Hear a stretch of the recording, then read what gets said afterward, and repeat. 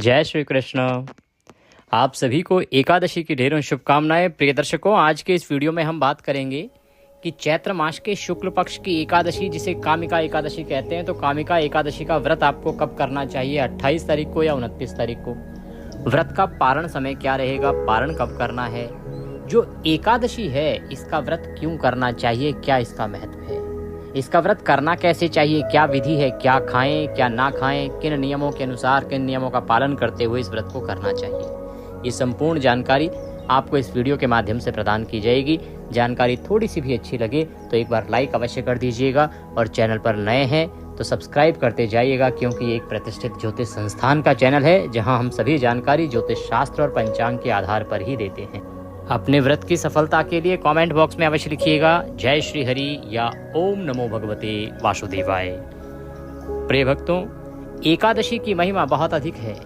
कामिका एकादशी के विषय में भगवान श्री कृष्ण महाराज युधिष्ठिर से कहते हैं कि हे युधिष्ठिर, जो इस एकादशी का व्रत करता है उसकी सभी पितरों की तृप्ति हो जाती है। राक्षस योनि जैसी बड़ी योनि में भी यदि कोई पड़ा हो या कोई भीषण श्राप भी किसी को लगा हो और कोई व्यक्ति इस एकादशी का व्रत करके अपना पुण्य उस व्यक्ति को अर्पित कर दे तो वह उस बड़े श्राप से, राक्षस जैसी विशाल और भीषण योनि से भी मुक्त हो जाता है।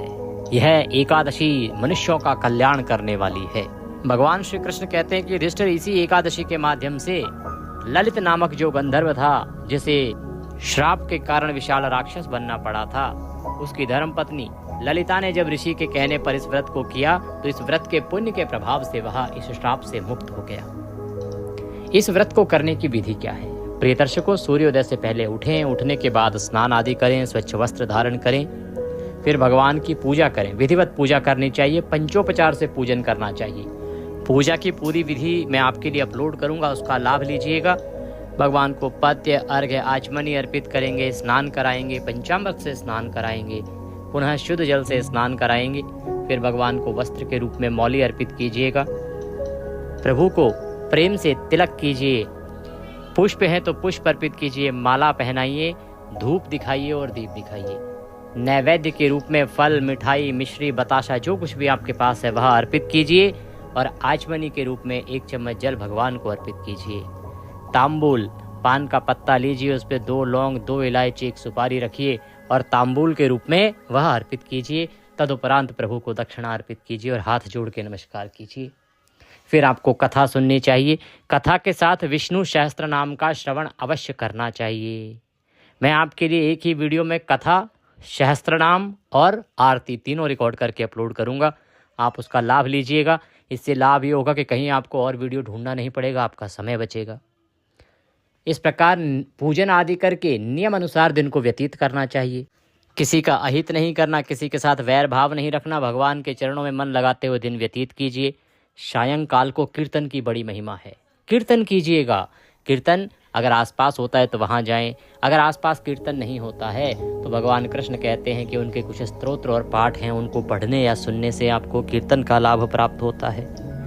उनको श्रवण कीजिएगा। वो सभी पाठ और स्तोत्र मैं एक ही वीडियो में आपके लिए अपलोड करता हूँ अपने दूसरे चैनल पर, जो मेरा स्थापित चैनल है देवभूमि धार्मिक। वहाँ से आप उस वीडियो का लाभ ले सकते हैं, जिससे कि आप कीर्तन का लाभ घर बैठे प्राप्त करें। सायंकाल को फल आहार ही आपको करना चाहिए। फल आहार, केवल फल आहार करें।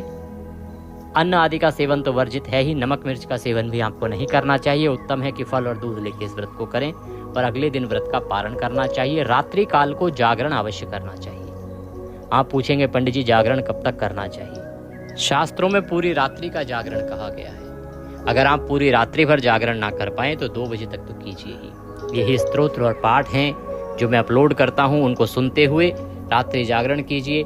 अगले दिन सूर्योदय से पहले उठ जाइए। उठने के बाद स्नान आदि करके स्वच्छ वस्त्र धारण करके पारण दिवस की पूजा कीजिए, जो मैं आपको अलग से बताता ही हूँ।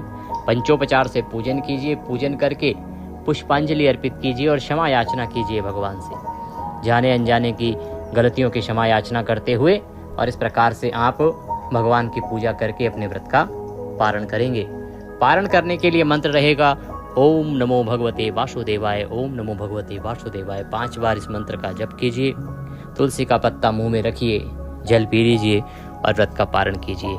इसमें पहले जो भगवान को आप अन्न के रूप में भोग लगाएंगे वहीं आपको प्रथम ग्रास के रूप में ग्रहण करना है। इस प्रकार से आपको इस एकादशी का पारण करना चाहिए। अब प्रश्न उठता है क्या भोग में लगाएं? पीले चावल बना सकते हैं, खीर पूड़ी हलवा बना सकते हैं, या जो भी शुद्ध सात्विक आहार हो वह आप बनाइए और उससे आप प्रभु को भोग लगाइए, कल्याणकारी रहेगा। अब प्रश्न उठता है कि ये एकादशी है कब, व्रत कब करना है और पारण कब करना है।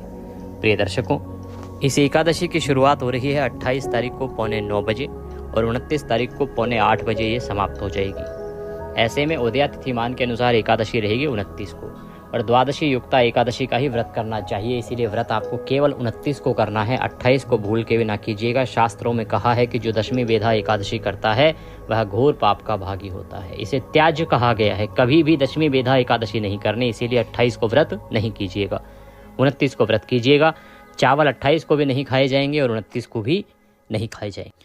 पूजा के लिए शुभ समय रहेगा सुबह 9:15 बजे से और 11:20 तक।